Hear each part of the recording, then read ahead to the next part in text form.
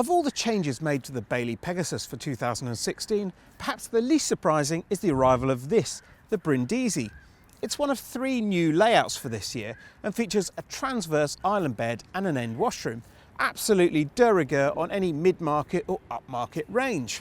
There are a few visual differences as well. For a start, it's lovely bright white now instead of that magnolia that it was before. And there are new graphics both on the side and up front to better integrate that front window.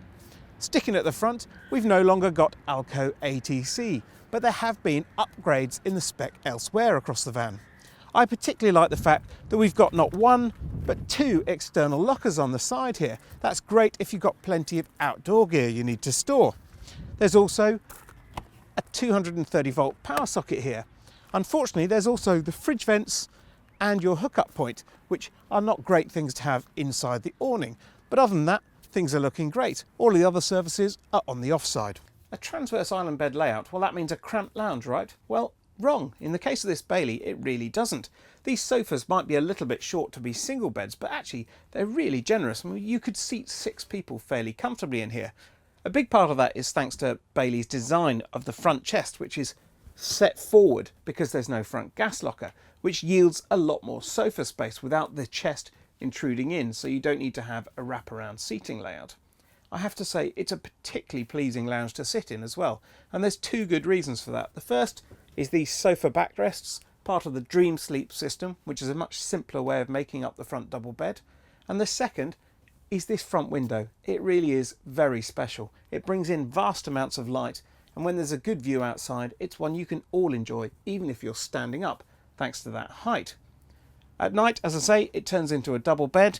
You pull out the slats from beneath the chest, and then cushions flip over to form a really comfortable memory foam style mattress.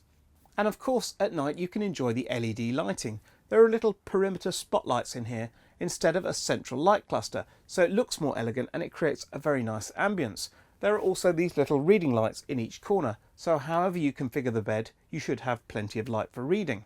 I also like the fact that the curtains are concealed neatly behind little pelmets beneath the lockers. It really shows a depth of thought that's gone into the detailing of this caravan. The kitchen shares its qualities with the rest of the Pegasus range, which of course was developed from the 3rd generation Unicorn, and that means a rather neat island unit that projects out into the van, creating a separation between the lounge and the kitchen area. That's of course a necessity rather than a luxury, because Bailey places its gas bottles right here in the middle. Beneath that, there's a large shelved cupboard and a pull-out cutlery drawer at the top. There's a decent sized sink and plenty of worktop space, although there is a large worktop flap that will flip up if you need yet more. There's a big sink and 2 sockets here as well, along with the control panel for the Truma heating.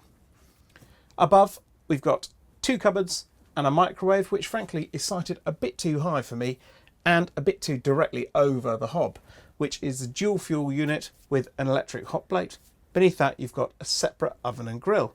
I like the fact that the cooker has been shifted across by about 14 centimetres. It looks like it's giving you a little bit of worktop, but in fact it's sensibly done to give you space for your pan handles. And underneath there's room for a few bottles of wine. Over here on the near side of the van, we've got a de rigueur tower fridge, which is a great thing. It's sited at a good height and has masses of room inside. Beneath it you'll find the consumer unit, and above there's a rather nice little cupboard, ideal for household items and cleaning products. Talking of storage, back here we move into the bedroom area, where you've got the first of 2 wardrobes. There's one on either side of the island bed. Above there are 2 more lockers, and beneath there is another couple of cupboards. So there's masses of storage space in this part of the van. One quibble, however, these shelves. There's not really a lot of room. I'd struggle even to get a decent sized cup of tea on there, let alone a pair of specs and a book as well. There's another of those little shelves on this side of the bed, along with a second wardrobe, although this one really is quite shallow. You're not going to get a vast amount of clothing in there. On the off side of the van, we've got a vanity unit with 2 small cupboards and a shelf, and a socket and a TV point. Ideal because here on the wall we've got a TV mount. Great news for if you like watching telly in bed.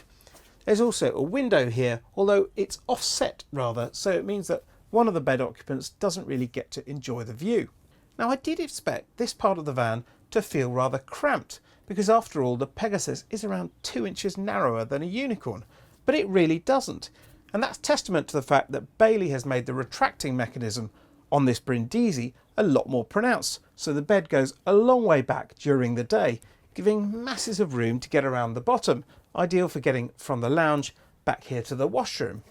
At night, of course, you pull out the mechanism and flip over the top of the mattress, like so, and you end up with a bed that measures around 6 foot 1 inches long, which is pretty much big enough for most occupants.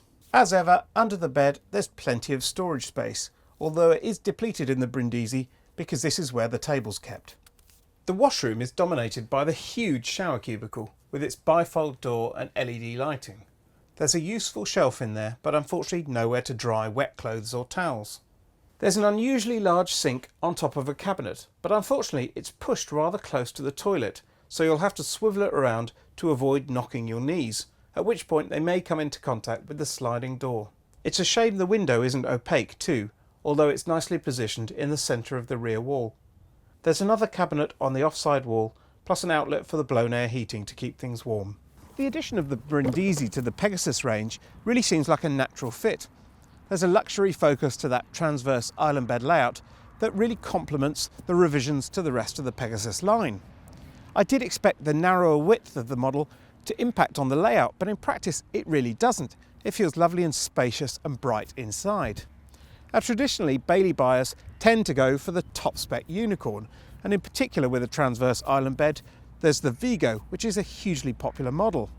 That said, this Brindisi will save you about 3,500 quid over the Vigo and is some 50 kilos lighter. With that in mind, I think it's definitely worth a second look.